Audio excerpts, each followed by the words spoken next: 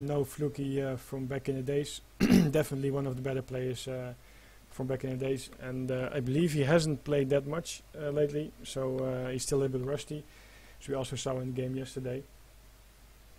And on the other hand, many of you probably remember the games, for example Flooky versus Goodspeed on Great Plains. I definitely remember it. A French mirror, long game, very good game. I believe Flooky was going for Musketeer Hussar start, and Goodspeed was rushing him with Crossbowman Pikeman. Wait a second.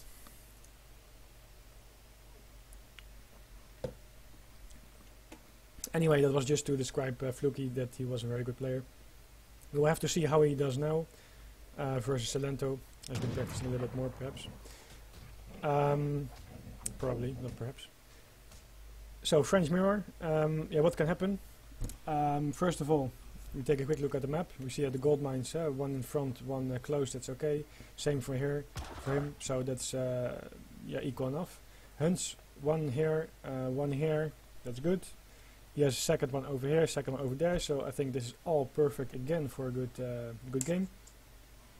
Regarding treasures, we see that Flooky just found 50 wood in addition to his starting coin. And Silento is gonna pick up 60 food over there. There is 140 food available, and it seems that Flooky is heading towards it. And we have a little bit of a scout battle going on. It's always very interesting. Look at these guys punching each other. The question is, who has hit the other first? In other words, who found the other first? But what you see here is Flooky is gonna use one shot, and that's definitely gonna be enough to save his scout and win this fight. Some of you might think that he could run away. That's in fact not the case. If Silento would have run away with the scout, he would have still been slowed down by the scout of Flooky, and he would have lost anyway. So it's better to just fight and do as much damage as you can versus the units of your opponent. And then, come on, move. And then, for example, kill later on as he's doing now. That is for Silento, I believe. He was faster over there. Good jump over there. And then we see that the scout is barely going to get away. But he can take it out later on. He can also try to track it down. The scout is of course faster, so it's going to be hard. But you can sometimes flank it. For example, cut it off over here. And if he might be walking over here, like barely in range of your town center, just pop in one or two villages and you can kill it anyway. Because definitely in a French mirror, he's going to get a new scout over here. Definitely in a French mirror, a scout is a very important unit. Actually, in every game, the scout is important because you can make it invisible and have an idea of where raids are coming in. If you put it over here or somewhere over here, you can have an idea of where his army is moving. And especially if you're able to kill off the hero of the other guy, you basically are guaranteed of not getting detected with your... you basically guarantee that your scout is not going to get detected. So he's going to pick up a new scout anytime soon here when his crack shot is loaded up again. What was I talking about before? Yes, the basic stuff that can happen here. This meta game changed a little bit later on, and that's why we often see musketeers and hussars being made in the colonial age, depending on how the battle goes. For example, if you're able to kill off a lot of hussars from the other guy early, you might go for a faster fortress, else we often see a lot of musketeer hussar battles. But still, the crossbowman pikeman rush is available, is definitely still an option, but I would say that it's a little bit more risky. It definitely requires a lot of micro, and versus French players in general, it's always hard to pull something like that off because they have the villagers which are decent to fight versus pikemen. They absorb a lot of fire from the crossbowmen. French of course have 8 crossbowmen shipment as well, while they, if they start with a stable or stable Rex, can still raid you while you are trying to push on them. So what then sometimes happens is crossbowman pike rush, making 2 Rexes, taking some map control. I think you saw me doing that yesterday versus Grandet in the stream. You take some map control, you try to do some damage. Depending on how much damage you do, you can still decide to ship 700 coin at some point and just age up and fight from there. So if you go for the musketeer hussar start, you would go for 700 wood shipment first rather than for villagers. You would build a Rex in the stable and you can pump out both units. And the other third option is to go for a stable, and that can either evolve in a semi-fast fortress after making some cavalry for a raid, or it can evolve in shipping 700 wood and then adding a Rex yourself and going for a longer H2 fight. It all depends. You always have to keep scouting, of course, to see what the other guy is doing. 80 wood found by Flooky here. He's probably able to pick it up later on. We see that Silento goes for a stable first, but he still ships 700 wood. So if you would go for this build, in my opinion, it's better to just make both a stable and a Rex if you're going for 700 wood anyway. So you can make 5 hussars and 4 musketeers at the same time and are able to pressure your opponent a lot more. If you are only making hussars like this, you might as well, almost might as well, ship 4 villages first and then 700 wood to add a Rex. It's a small difference, but then again, scouting is very important. We saw yesterday, I pointed that out, that Flooky was doing a very, very good job scouting Chimeras. Unfortunately, he lost this match versus Chimeras, but it definitely showcased how important it is to scout, to keep scouting, especially versus a volatile civilization like Ottomans, what Six and I were talking about yesterday. You have to know what your opponent is doing. And in French, French Mirror is the same thing. Is he going for a fast fortress, what this looks like, with 1 Rex popping out some musketeers as a defensive option, and then going for a fast third? Is he going for crossmine pike rush? Is he going for stable barracks, etc.? You need to know, and you need to pick this one up. He does it right on time. So that is definitely 2 good treasures for Silento. They're 140 foot and this 210 XP. He's losing his hero, but of course definitely worth it. Bringing in some hussars on this side to raid. Flooky didn't bring in this hunt yet, it's not needed yet. And there we have 700 coin also getting scouted by Silento. That means he knows 100% sure what's going on.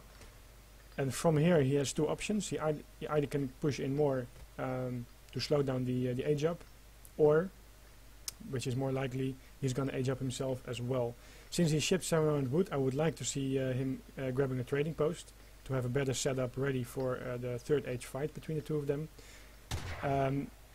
If you would have started with the musketeer hussar build right away, you might have been able to put on more pressure if you keep pumping out units all the time versus someone who is doing this. But now it's a little bit more of a gamble because you have less units out and the French guy is still going to age, has Meerman available, has some musketeers made, etc.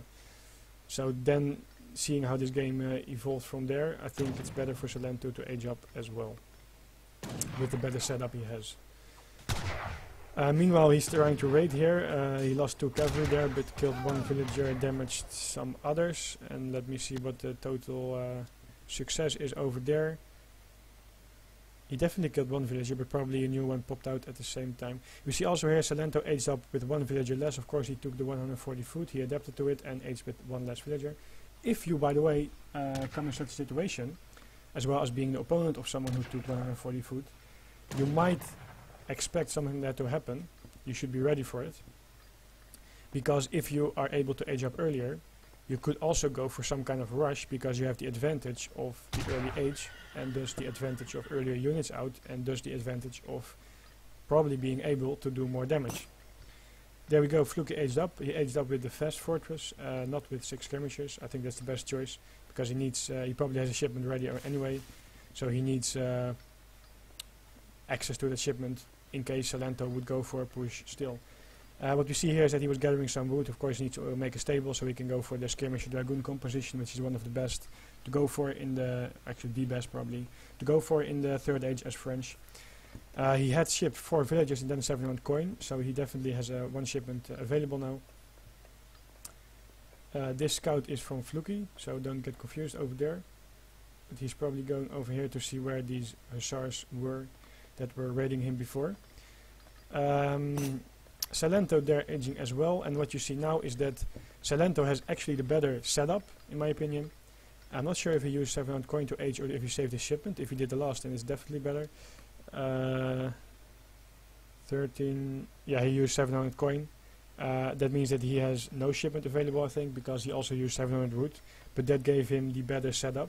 On the other hand, here we have Flooky, of course, with the earlier dragoons out, and Silento decided not to make a house over here. and that means he's gonna lose his villager because he just finds out too late. I would always like to have a house over here or something, so you have so you have line of sight, and then you are of course able to see any raids or push coming in faster. Here Flooky is gonna get trapped. He has to be very careful, or there's gonna be a game deciding move. He can still run away by using correct micro, that is dragoons and cavalry, so they can't slow you down. And he has skirmishers, Silento that is, so he can pressure on a little bit more by taking advantage of his range. Yes. There we see two cannons coming out from Silento. Of course Silento has the bigger army at the moment, by a little bit only, and has enough units out to protect your cannons. Always keep in mind, don't send your cannons too early if you don't have enough units out, because then you might get caught off guard, and for example some dragoons coming in the back or from all angles and killing your cannons. So this is a very nice move here by actually this actually not it's actually good for Flooky, because he was able to move these units away and not take that much damage. On the other hand, he killed 1 or 2 dragoons of Silento, because the dragoons were fighting over here and Flooky had the more dragoons available, and the other units of Silento were still out of range. So that was a little bit of a better fight for him over there. But he definitely needs to bring his units back home anytime soon, or he's going to raid with it, I'm not sure. Because he will need to hold off this push. There he has 2 cannons of himself, he shipped them. It's going to be very, very close. Who's going to... Okay, he got off the first shots, but we see here that he did not focus fire on the cannons, I think. He focus fired or misclicked on the ranged infantry over here. And that means that Silento after that immediately clicked on the cannons of Flooky. He took both of them down. We see that the town center should be focusing this cannon, as he is doing at the moment. 90 damage here. He is using his villagers as well to absorb some damage, but that was very unfortunate. I think Flooky had his cannons out earlier, or at least in shooting mode earlier. So if he microed a little bit better, or not had a misclick, then he would definitely had the advantage in getting off the first shots versus the cannon. Now it's going to be very hard, because he has to find a way to deal with his cannon, and it is very well protected with this infantry that can move in front in case you have any cuirassiers, and the dragoons in the back. We still have his musketeers over here. Keep in mind there's still Minutemen available, so he is losing 3 houses already if these 2 go down. But he should definitely be popping out Minutemen anytime soon to soak up some damage, preferably. Actually, if he sends Minutemen, in my opinion, he could just take this. You send out Minutemen first, you aim it on the cannon. If the cannon shoots at the Minutemen, you're very happy because you don't damage your other units. Minutemen are regenerating in HP anyway. And with the units that he has, now definitely, he could have taken this out before Silento's adding any more units, like you see over here. Now he has a lot of dragoons. Anyway, he opted to go for the town center, to let the town center deal with the cannon, and losing 4 houses, which is 400 wood. A little bit questionable, but I also can understand in a way why he wanted to go for this. You never understand how Minutemen too early anyway, and we have a nice raid going on this side. Still, Silento is a little bit ahead at this point, of course, by the damage that he did and the earlier better setup that he had.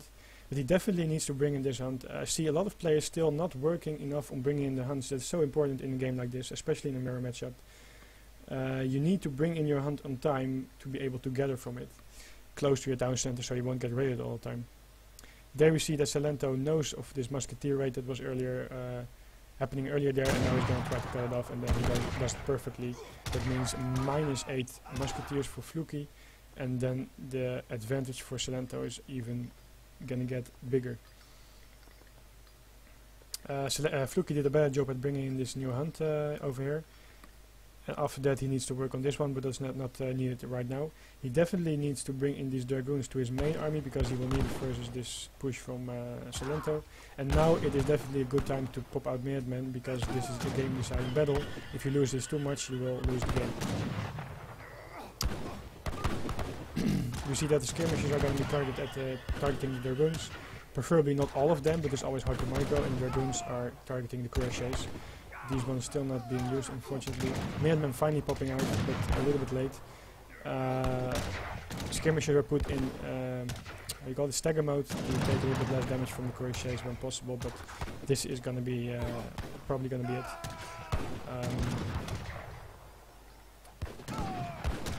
as we see that this is an overwhelming amount of units from Silento, which Flooky is not able to deal with right now.